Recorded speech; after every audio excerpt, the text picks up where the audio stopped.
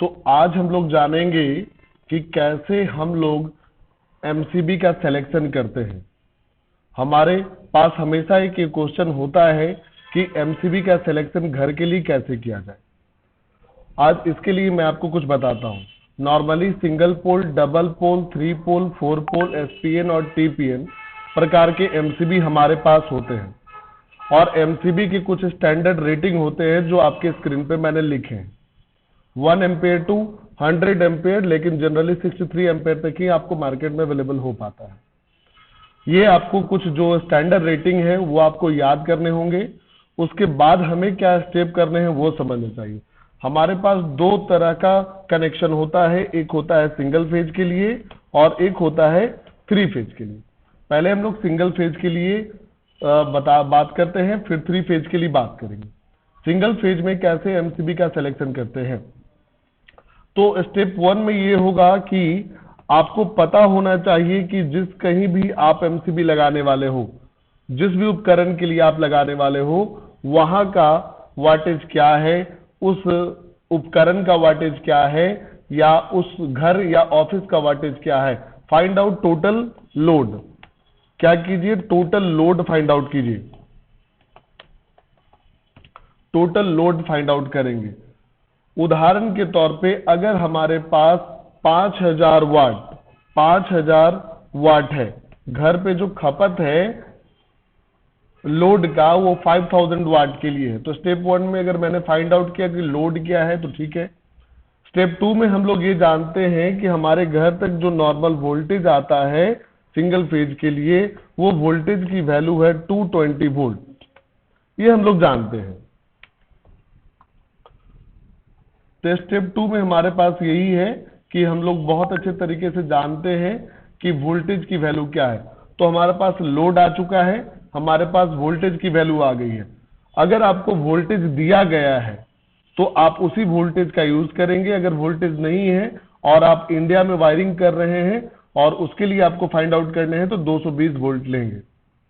आपको क्या करने होंगे, एक फॉर्मूला याद रखना होगा। वो फॉर्मूला है वीआईपी, वो फॉर्मूला है वीआईपी। एक शॉर्ट टेक्निक है जो आपको बताया गया है, वीआईपी। तो शॉर्ट फॉर्म आप वीआईपी को याद रखेंगे। नॉर्मली एक ट्रिक्स है जिसको आप याद कर सकते हो। यहां पर वीआईपी का क्या मतलब है, वी फॉर वोल्टेज है, आई फॉर करंट है, पी फॉर पावर है। तो यहां पर वीआईपी स्टैंड करता है वोल्टेज, करंट और पावर को। इसके बाद हम लोग क्या देखेंगे, इस वीआईपी से हमें क्या सीखने को है। ये वीआईपी हमें बताएगा कि वोल्टेज, करंट और पावर के बीच में रिलेशनशिप क्या है। तो अभी आपकी स्क्रीन पे मैंने एक रिलेशन लिखा है वोल्टेज, करंट और पावर का। Voltage multiplied by current is equals to power. यानी कि वोल्टेज और करंट के वैल्यू को अगर आप मल्टीप्लाइड कर लेते हैं ना तो पावर निकल जाता है। आप क्या करोगे, स्टेप 3 में आप करंट कैलकुलेट करोगे। स्टेप 3 में आपको क्या करने हैं, find out the value of current. Find the value of current. जो भी वाटेज आपको दिए गए थे ना, 5000 वाट आपने लिया था, उस 5000 वाट के अकॉर्डिंग आपको करंट फाइंड आउट करने हैं। तो ये जो रिलेशन है हमारा, इस रिलेशन की मदद से हम लोग क्या कर सकते हैं, करंट फाइंड आउट कर सकते हैं। कैसे करंट कर सकते हैं, यहां करंट रह जाएगा और ये वोल्टेज जो कि आई के मल्टीप्लाइड में वो पावर से डिवाइड हो जाएगा।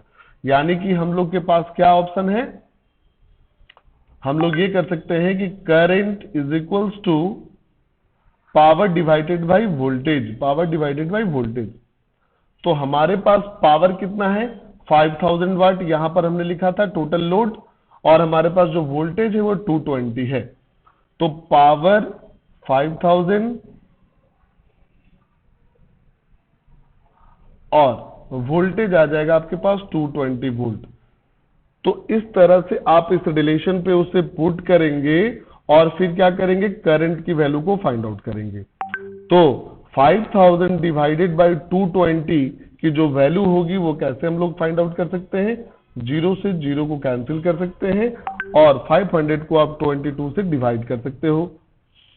और डिवाइड करने के बाद जो रिजल्ट आएगा वो आपके पास आएगा 22.72 एम्पेयर।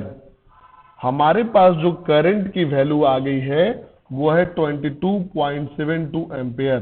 तो अब देखो आपके पास 3 स्टेप में क्या क्या हम लोग ने किया, फिर से मैं बताऊं। आपने टोटल लोड निकाले हैं, आपके पास वोल्टेज पता है, आपने करंट फाइंड आउट कर लिया। अब जो भी करंट की वैल्यू होगी उससे 15 से 25% आपको ज्यादा का सर्किट ब्रेकर लगाना चाहिए, क्योंकि आप कभी भी घर में, हम लोग कभी ना कभी कोई अप्लायंसेस को चेंज करते रहते हैं, तो बार बार आप सर्किट ब्रेकर नहीं बदल सकते।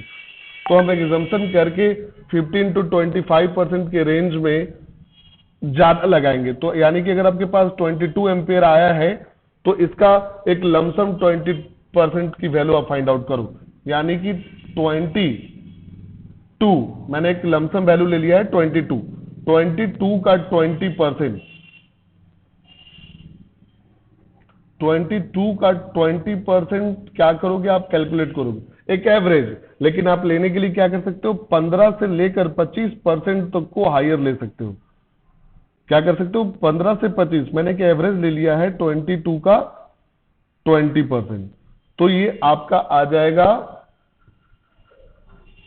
4.4, 22 का 20%, 1% 2.2, 10% 2.2, 20% 4.4।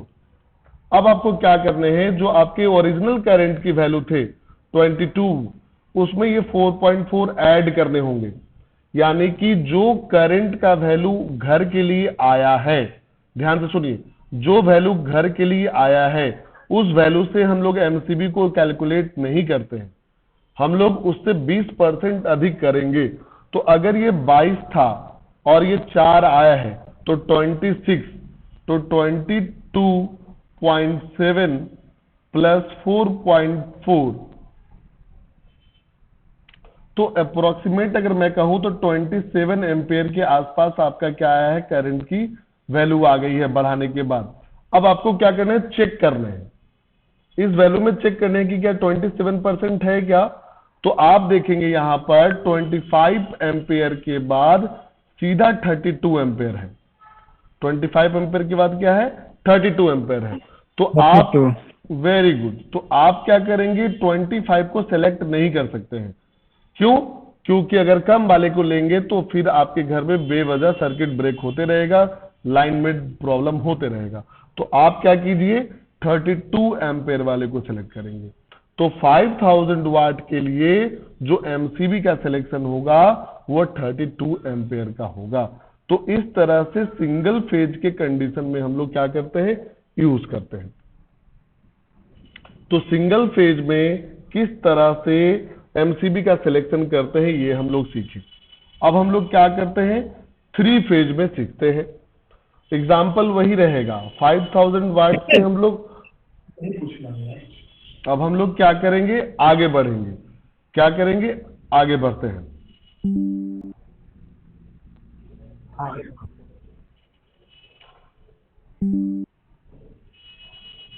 हाँ बताइए क्या दिक्कत है।